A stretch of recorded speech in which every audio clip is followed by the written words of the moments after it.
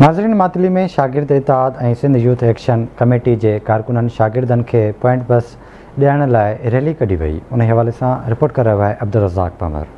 मातली में शागिर्द इत्तेहाद ऐं सिंध यूथ एक्शन कमेटी के कारकुननि पारां तहलके मातली के शागिर्दनि खे पॉइंट बस ॾियारण लाइ आकाश कुमार बागी फैसल अली रज़ा खट्टी की अॻुवाणी में रैली कढी एहतजाज कयो वियो। उन हवाले से शागिर्दनि आवाज़ टीवी न्यूज़ सां ॻाल्हाईंदे चयो त असांजे जेके फ्यूचर जा सितारा ऐं जेके असांजा शागिर्द जेके आहिनि उहे एॾी मुश्किलातूं फेस करे रहंदा त असांजो सिर्फ़ु इहो मुतालबो आहे जॾहिं ॿिया बदीन ज़िले जा तहलका आहिनि त उन्हनि खे मातली तलार आहे, टंडो बागो आहे या गोलारची आहे, उन्हनि खे ॾिनी वई आहे पॉइंट, असांखे छो कोन ॾिनी। हिननि चयो त तहलके मातली समेत शहर जा केतिरा ई शागिर्द खेनि बस पॉइंट न मिलण करे सख़्त ॾुखाइनि खे मुंहुं ॾेई बदीन जे लाड़ कैंप्स में पहुचनि था। मुतालबो आहे त माना असां हितां वेंदा आहियूं, असां हिकिड़ा 2 पीरियड मिस थी वेंदा आहिनि।